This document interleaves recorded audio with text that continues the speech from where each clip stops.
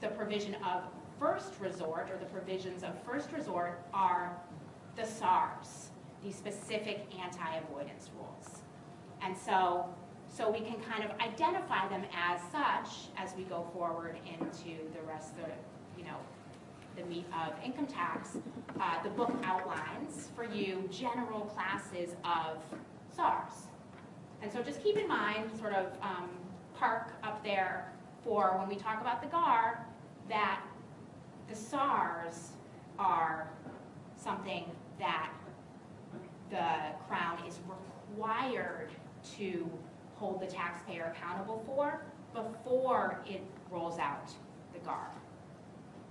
And there's lots of interesting stuff to say about that. But so SARs you can think of as loophole closers. They're typically narrow rules that apply to frustrate particular tax avoidance strategies that have proliferated in the absence of a specific rule. It's these additional words, like Sarah said, that need to paper over and close gaps in the statute in response to taxpayer innovation, if you want to be not judgmental about it. They can take on various forms, and in general, they can mandate the inclusion of certain amounts, limit deductions of certain amounts, dictate the timing of inclusions or deductions, or deem things to be other than what they might consider to be, like our deemed Fridays and deemed Mondays.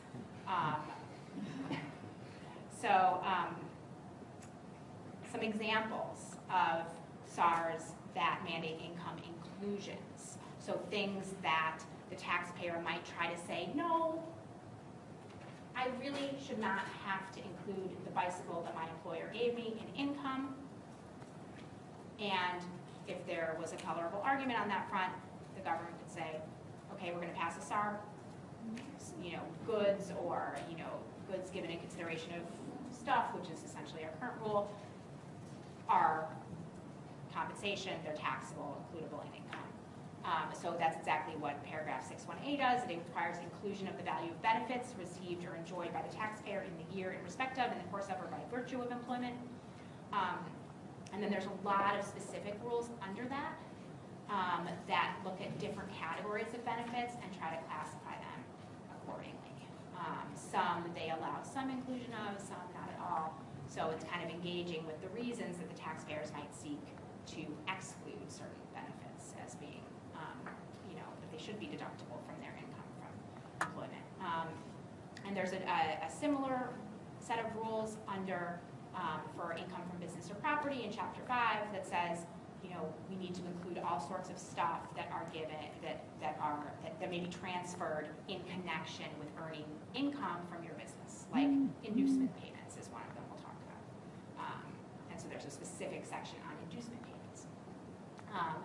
Clearly, people were structuring deals that had a lot of the value placed in inducement payments, and courts were not quite sure whether that qualified as income from business or property under the specific provisions. So Parliament responded with a SAR.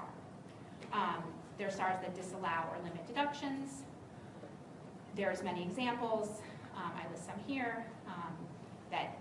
And a lot of them sort of mirror what we've been talking about in terms of the business purpose test, and says, we think that in general, of course, there should be a business reason for allowing a deduction, because we are trying to tax your income from business or property. That goes to properly measuring income, for tracking your ability to pay. Yes, you can reduce your income by expenditures that you have made to produce it. But because there's not a business purpose rule in the statute, there needs to be some specific rules, or there wasn't before the GAR, and those legacy provisions are still thought to be useful because GAR is a provision of last resort. Then there's things like Section 18, which requires that certain amounts that are otherwise deductible because they would fall into our general rubric be for a business purpose, and not, you'd have to show that they're not for a personal purpose, like they're not personal living expenses, so the two would need to be satisfied. Lots of specific provisions.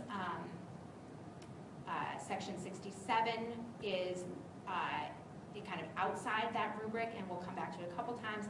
It requires that amounts that are deductible be reasonable in the circumstances. I don't think this is like a great example of a SAR. It doesn't sound very specific to me. It sounds really general, but I think we can think of it as a SAR because it's an elaboration on the general rule that in computing a taxpayer's income from business or property, expenditures related to producing that income are deductible. But that's like 67 is something you should always think and keep in mind, especially when you're representing someone. If there's if there's any situation where people are trying to play with valuations, be very careful. And that's also section 69.1 that you read for today, or it's similar. We'll get to it. SARs affecting timing. Here are some. We talked about capital cost allowances, the second example here. We can think of those rules as SARs affecting timing. It mandates that capital expenses, even though you've made that outlay for the purpose of producing your business income, we're going to essentially artificially spread it out over the useful life of your investment. So that is taking advantage of the fact that, okay, from a policy matter, we think we're properly matching up the income earning life of the asset with the deductions, but we are subverting through that the seemingly first instance notion that you could just deduct the amount for capital. Why couldn't you? You're investing in capital to earn income. Why not have it be deductible as a business expense? And by mandating the timing, we are acknowledging that taxpayers have an incentive to take deductions early and realize income late, in addition to splitting income across 2 periods. So sort of something you should keep in mind, especially with SARs affecting timing, is the along the lines of losses are valuable tax assets, strategies to manipulate timing, to delay income inclusions, and to accelerate deductions are going to put the taxpayer in a better position. Why?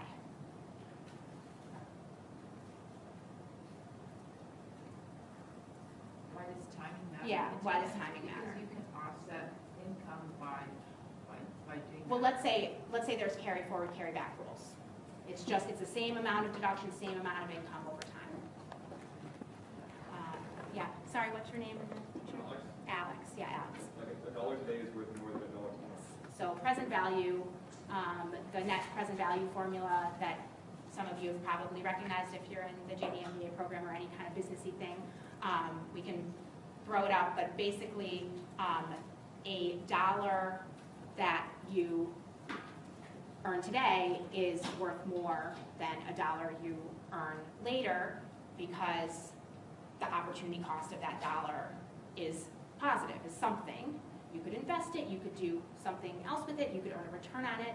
There's inflation that factors into net present value, but where you can delay paying tax, delay income inclusions that would be taxable, so pay lower tax today, then you're going to be able to realize returns from that deferred tax, even if it's implicit. And we'll come back to this a bunch of times. And maybe even, we're even going to look at the formula. We are. So it'll become, especially with interest payments, this is a very big deal for taxpayers. And then there's deeming SARs. We'll stop. Deeming SARs are things that are essentially legal fictions or statutory fictions. It's saying this is something that we think it is, and we agree about what it is, but we're going to just characterize it as being something different.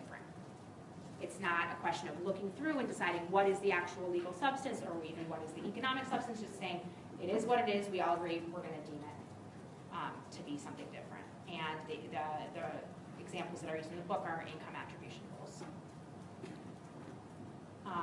Here's the reading for next class. I'm going to put up the little prompt that I said I was going to do last time, but I know there was a holiday yesterday, so I just wanted to delay it.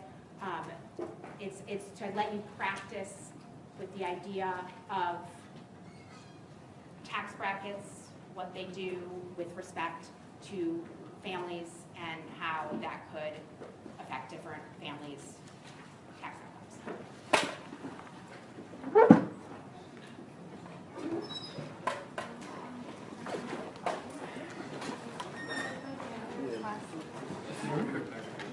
So, You said when or when? When? What?